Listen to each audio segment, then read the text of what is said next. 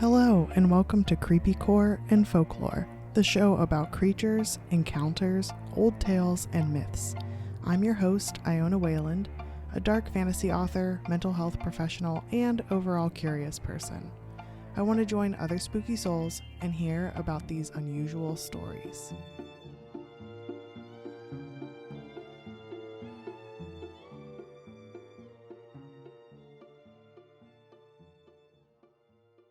Okay, spooky soul, this is not a drill. I'm going to do something a little differently this time because we have confirmation of extraterrestrial life. I'm just kidding. I will chill in a second. It's more so that I read this article by NPR. And it's all about, as you're probably already aware of, that there was this public hearing, and I wanted to dive into it with you because my imagination was running away with me. My logical reasoning was gone. I shared it in the Discord, my teeny little Discord that I have right now. If you want to join, consider being a Patreon. But was like, okay, well, here are some things that I'm noticing from the article. Thank you, Justin, for keeping me grounded and not abducted by extraterrestrial life. But I did go into this hyperfixation mode where I researched a bunch of personal descriptions of abductions, UAP or UFO sightings, and that's going to be in a future episode, probably soonish. But, and I know that's been one of the things that's been suggested, but right now we're just going to go through this article and I'm going to kind of talk about some of the things that come up for me during different sections as I read through it. Okay, so as of this recording, this NPR.org article was just written like 3 days ago. Because I like doing things early. I'm an early bitch for sure. But it's written by Vanessa Romo and Bill Chappell. And it's talking about how there were these 3 military veterans that testified in Congress's hearing on UFOs this past Wednesday.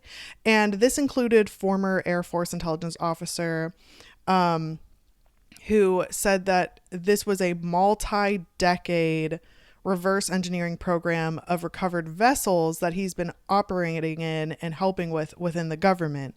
And he said, and this is the part where my mind just like blew up.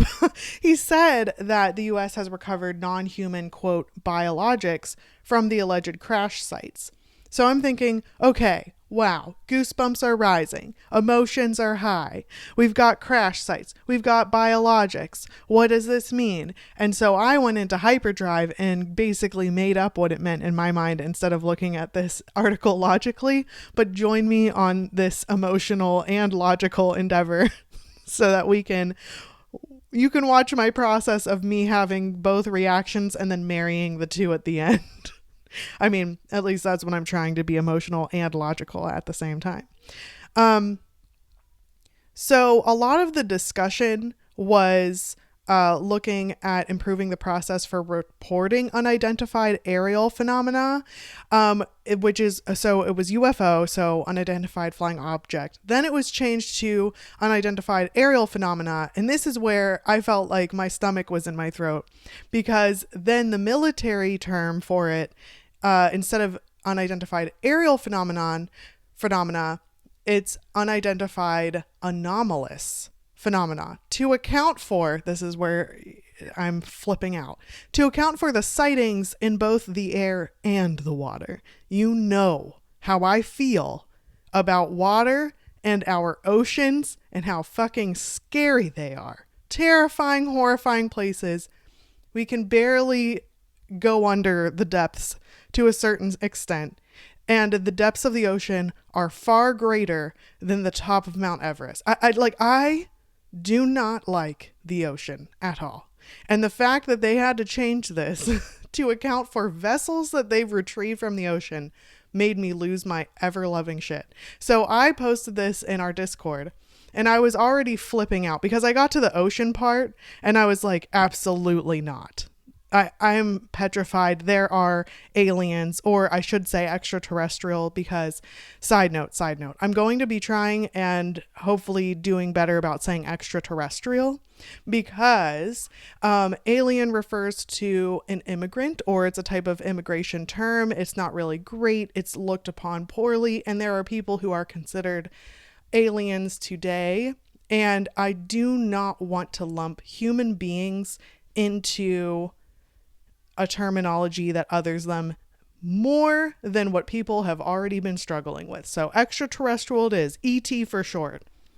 Okay, so there's apparently, according to this testimony, there's been a lot of stigma for aviators who report these UAPs. Anything that they've captured on camera or just relatively saw, like just on their everyday thing or special missions or whatever, there is this stigma apparently that follows them, where it kind of tells them not to report anything. I think that's a great idea. Whether they're seeing otherworldly things, or they're seeing other types of I don't know, like just objects from other countries, or aerial devices they're not sure what it is, or anomalous devices in the ocean. But all of these things is like, I feel like, and I could be wrong in saying this, but something that seems to be looked down upon is not knowing something. So like if you see something and you don't know what it is, there's like sometimes there will be this shame feeling of like, well, I should have known, or I should know, or I will sound stupid if I ask this question, or whatever. I personally struggle with this at times. I'm much better about it now that I'm an adult. I remember struggling with this the most when I was like a preteen and teenager, because there was this like, oh, you don't know anything about the world. And then I was like, I know everything. And it was a very bad concoction there, because not only should curiosity and questioning be fostered, that's also a resiliency factor in a human brain. Like as a human, if you're curious and investigative and you take care of yourself in that way, as long as you're not doing anything dangerous, that's a really cool type of skill to have or interest to have. Anyway, I love the destigmatization of questioning or reporting things. I think that should happen no matter what, whether we're talking about extraterrestrials or potentials of them or not. But anyway, so retired Major David Grush went from being a part of the Pentagon's UAP task force, but then he became a whistleblower. And he told the House Oversight Committee's National Security Subcommittee that he had been denied access to some of the government UFO programs, but that he knows the, quote, exact location of UAPs in the U.S. possession, end quote. So the article includes how you can watch this testimony on YouTube. I have not done so because I will lose my mind. I'm already hyped up about this right now. So this obviously had a lot of public interest, and there was a lot of the fact that this was a public hearing was very odd. The article says how there was like political pressure, and federal military agencies have shared a trove of information about unexplained aircraft encounters. I don't know if you remember this, but last year there was video evidence that finally had been in like the vault long enough, whatever that is, that they were able to release it, because they never figured out what the things were. But there were like pill-shaped objects that could kind of seemingly defy gravity and physics. There were saucer-type objects, and there were things that could disappear and reappear. Those are wild if you want to give them a look. I'll try and include the compilation of them in the show notes if I can find that again. But some of the things, and this is what Justin brought up. Thank you, Justin, for being a normal human being with logical reasoning skills. He brought up that this could mean kind of anything. So, and that's something that later on in the article they talk about, where there may be aircraft encounters or seacraft encounters, but that doesn't necessarily mean that they are extraterrestrial. They are just unidentified. And just because someone is reverse engineering something, it doesn't mean that they're reverse engineering biologics. It could also mean that they found a piece of technology from another country, or continent or whatever, and that they, us as the United States don't have the ability to use this, or we don't know exactly what it is, but we will reverse engineer to keep up with and be able to compete with the drones or aircrafts or spacecrafts or whatever that we have collected. Some of the examples they suggested would be pedestrian origin of technology. That would mean like a civilian, like anybody can kind of come up and invent their own thing, and maybe that was something that was collected. Weather balloons, which I don't know, I feel like I've heard a lot about weather balloons. I don't totally understand how they work, so if you know and you can explain them to me, I don't understand them. And I also don't understand there was that huge weather balloon conspiracy last year that I was like really not understanding. So, that's included in this article. Drones, airborne trash, I could totally see that, or birds. And if you think about it, this is something my husband brought up. Let's say that there was an aircraft that crashed into a bird or a marine animal, and that marine animal died at the crash site or something, or whatever, or that bird fell from the sky. You would collect that, and that's biological matter, but it is non-human biology. I can't say that. Biologics. This is so embarrassing. Whenever my previous major was chemistry and biology minor, but here I am unable to say biologics. It's fine. Bear with me here. But apparently on Wednesday, when this hearing was going on, it's still going on, but the Defense Department spokeswoman Susan Go, it looks kind of like, or it might be Goff. I'm saying these names completely wrong. It's spelled Gough, issued a statement saying that the Pentagon's inquiries had not turned up, quote, any verifiable information to substantiate claims that any programs regarding the possession or reverse engineering of extraterrestrial materials have existed in the past or exist currently, end quote. So that tells me, if I stop fantasizing about the other life forms that could be out there and ready to visit us humble earthlings, it does sound like even though they've looked into it, this person might be whistleblowing a whole bunch of other things that might be unethical or not reported on before, but it doesn't necessarily mean that they've found, proof or intrigue into extraterrestrial devices or biologics. I don't know why I insist on saying biologics if I struggle with it so much. It was also brought up how a lot of the people with direct knowledge of the UAP program are still working within it in the government, or are consultants for it, and so they are not necessarily able to report on anything, and that but at the same time, this is where I get a little confused, because I'm thinking, okay, but didn't the guy who was testifying before, I thought that, like, I think his name was Grush, that he hasn't personally seen any alien vehicles or alien bodies, and that his opinions are based on the accounts of over 40 witnesses he interviewed over 4 years in his role with the UAP task force. So now I'm kind of, if I really think about it, it's kind of like, yes, he sounds like he has a lot of knowledge. I think it's very brave of him to be a whistleblower. I love that he is taking the strides to report on things that might be dangerous, even if they're not extraterrestrial, or quote alien. However, it kind of sounds like it's him. It reminds me of reporting where, like, he might feel like he has enough, and he might, information from people within the UAP program, but he himself didn't experience it. So there's going to be that degree of separation. Although then I flip-flop back over to, but these are over 40 witnesses, and he collected this information over 4 years. I mean, testimony is important. And are we supposed to just negate all 40 testimonies? Like, I don't understand. So I'm just so conflicted about what this could mean, even if it's not otherworldly, even if it's just human related. I really am curious to know what this is about.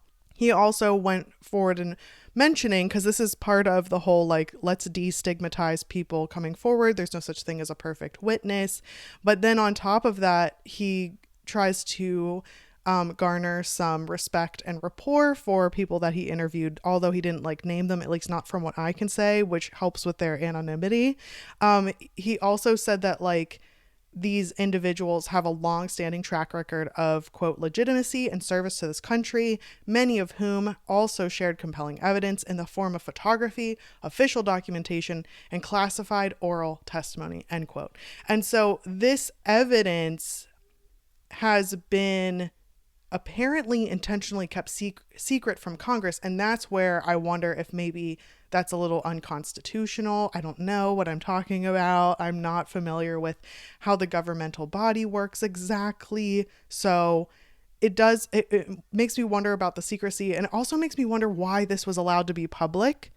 Maybe it needs to be I don't know. But then the article goes on to say that there are some times where there's this sensitive information during questioning, and that he could only elaborate in an SCIF, a sensitive compartmented information facility. I swear to God, if there's one more acronym, I'm going to flip out. But basically, he had to say it secretly. But then there are some times where he said like he could not comment on something, like at all. So, but then it's really concerning that when he had to separate himself from the public platform that he was, like the jurisdiction that he was within, and separate himself and only talk about it in the sensitive compartmented information facility, were during two instances.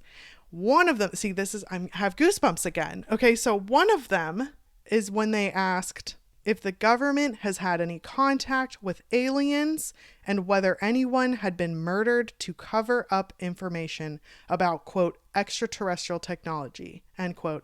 And he said that he could not comment. That is creepy. That is creepy. And he also said, as like a former intelligence officer, mind you, that he and several other colleagues were the targets of, quote, administrative terrorism, end quote, and that he's feared that he would be killed or murdered. Like his life would be at stake.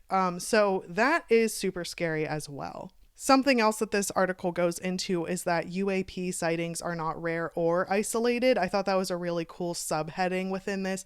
And it talks about all the different testimonies, especially from like fighter pilot, fighter pilot Ryan Graves and retired commander David Fravor, and their encounters with aircraft of an unexplained origin. But also they go on to say that just because they're talking about it doesn't mean that a bunch of their comrades weren't able to talk, like didn't see the same thing too. Like there's lots and lots of witnesses. And I thought that was interesting because the way extraterrestrial accounts are kind of reported online or in some of the testimonies I'm reading, it's this like rural setting and there's no proof of it. And people are really freaked out, but no one believes them. And how can they prove their story? Kind of like Bigfoot-esque to me, where it's just like, okay, well, there's really nothing out there, but we're just going to like humor you kind of thing. Or maybe there is, but yours isn't enough to say definitively that there are extraterrestrials visiting Earth.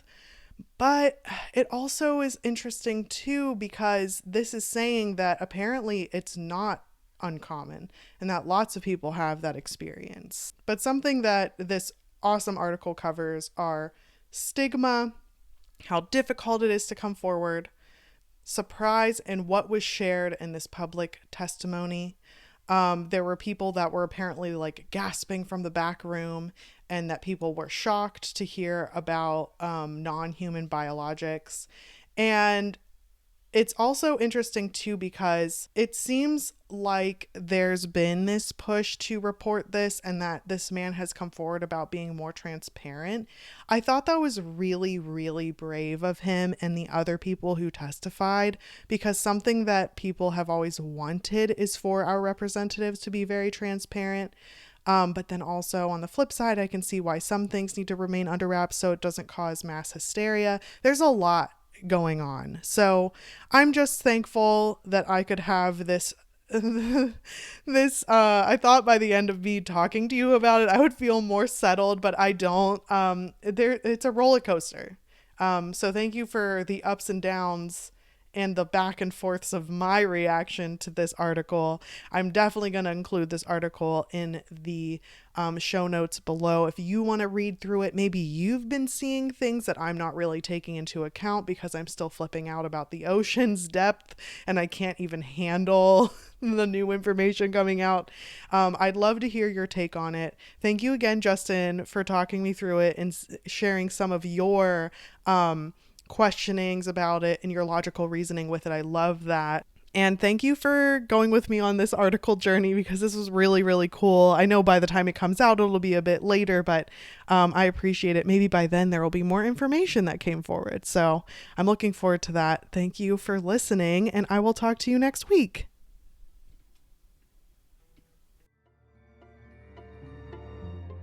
Thanks to all you spooky souls out there for listening to Creepy Core and Folklore. Follow on Instagram, Facebook, Twitter, and TikTok if you're looking for more uncanny content. If you have your own tales to tell, you can email creepycoreandfolklore@gmail.com. If you liked this, please leave a review wherever you get your podcasts, or tell a friend who might enjoy these stories to spread the word. If you're interested in dark fantasy, check out my Hollowverse series. Ashes is available now in paperback and ebook on Amazon and audiobook on Audible, and the sequel is underway. I'm Iona Wayland, and I'll see you next time.